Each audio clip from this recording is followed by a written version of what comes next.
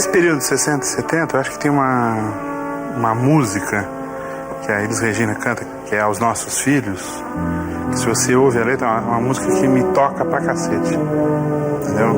Perdoe a cara amarrada, perdoe a falta de ar, os dias eram assim. Perdoem a cara amarrada.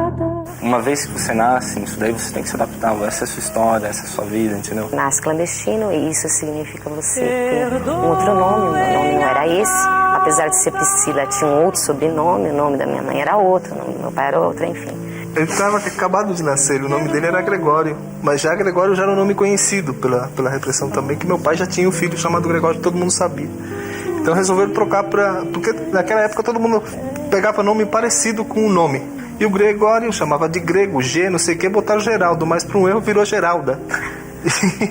Nenhum nome deles eu sabia o verdadeiro nome deles. Eu chamava de tio, mãe, tia, pai, tudo assim.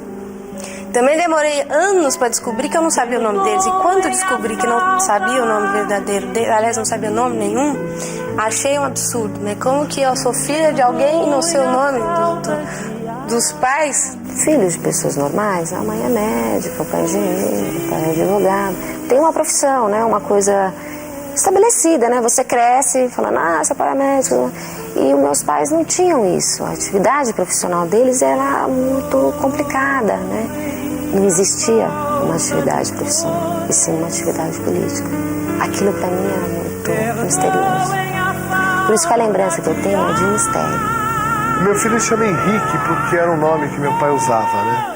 Na época foi o nome que ele adotou e foi uma homenagem que eu prestei a ele também. Meu nome é Ernesto, em homenagem ao Che Guevara, né? Meu pai ele fez. E na época ele queria colocar Ernesto Guevara mesmo, né? Quando eu já tinha aí uns 12, 13 anos, então eu quis prestar uma homenagem ao meu pai, não ao Guevara, né? Ao meu pai em ter colocado, né? Em adotar esse nome, né? Ao meu nome. Inclusive, tudo que é relacionado a mim que eu posso colocar em Guevara, eu coloco. Eu tinha essa consciência de que eu estava vivendo uma situação muito especial. De que nós morávamos num andar especial do Hotel Habana Libre, onde só tinha guerrilheiro com filho de guerrilheiro. Tanto é que eu lembro, assim, de algumas cenas no hotel. Uma delas, assim, meu pai desceu do elevador e nós não estávamos juntos, nós não podíamos dizer que nós estávamos juntos. E eu lembro dessa cena, a porta abriu, meu pai estava no elevador, mas eu não podia falar com ele. Então eu lembro que a gente trocou uma piscada. Eu lembro do meu pai piscando pra mim, quando aquele elevador abriu. O que eu via é o seguinte, que existia um governo ditatorial, entendeu? E que entravam na casa das pessoas e matavam, entendeu? Era muito simples o raciocínio, entendeu? Era olhar e falar, não, os caras vão vir aqui se eu contar essa história, ou ficarem sabendo, sei lá, ou qualquer coisa, podem vir aqui e acabar com a minha família, entendeu? Já acabaram com a metade, acabam com a outra metade. O mundo, de repente, estava dividido entre o mal e o bem. Ela contou que tinha os militares e que eles não gostavam da gente. E até hoje, assim, eu sonho com guerra, eu tenho essa coisa da guerra na minha cabeça. Eu não lembro qual é a referência que me davam dela. São coisas, na verdade, de fotos. É uma coisa com aquela lembrança construída. Por isso que a minha lembrança de infância é uma lembrança extremamente agradável. O que não é, eu não lembro. Eu já perguntei muitas vezes certas coisas e ela já explicou e eu esqueço, vou lá e pergunto de novo. Uma coisa que não sei se eu devo falar.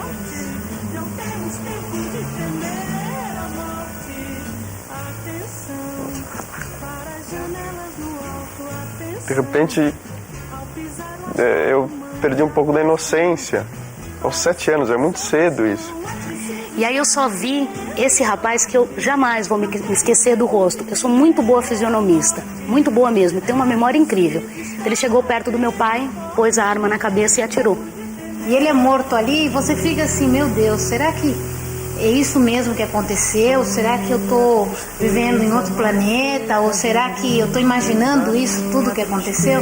Porque foi assim um assassinato brutal, foi uma coisa assim que eles chegaram, foi muito rápido. E de uma das janelas com grade tinha uma pessoa que me chamava pelo nome, Edson. E quando eu olhei assim, eu reconheci na fisionomia a minha mãe, mas ao mesmo tempo eu olhava e falava, não é a minha mãe. Eu não reconheci minha mãe. Uma coisa muito difícil, porque ela tinha apanhado tanto que estava deformada. Então, para mim, era um ser, não era minha mãe. Você estava tendo contato com uma estranha, não era sua mãe. Era uma massa, né? Toda quebrada, com o rosto sem dente, toda arrebentada. Não era sua mãe. Ela não conseguia nem ter a voz, né, de mãe. Tortura é uma coisa que você... Ela é muito sacana porque você leva pro resto da vida, né?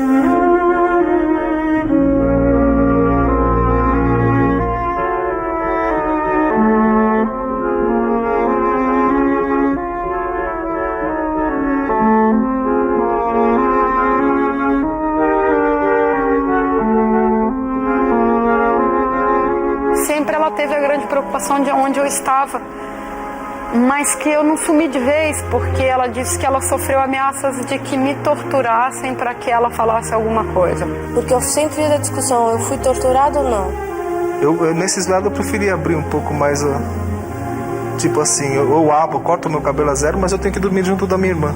Meu irmão não, meu irmão era mais revoltado, ele falava, nem corta o cabelo e tem que dormir junto também, né? Então ele...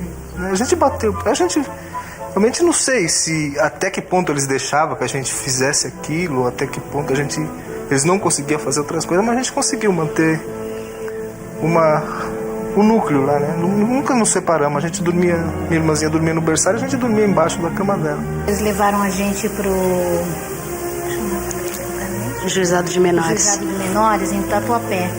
E ali eles criaram aquela imagem assim da gente, parecia que a gente era assim um bandido assim de alta periculosidade. E eles falavam para as crianças que estavam lá, olha, esses aí são terroristas. Vocês não mexam com eles porque eles são perigosos. Quando minha tia foi lá pegar a gente, a primeira vez que a gente viu ela, chegou uma tia minha e um tio, os dois juntos.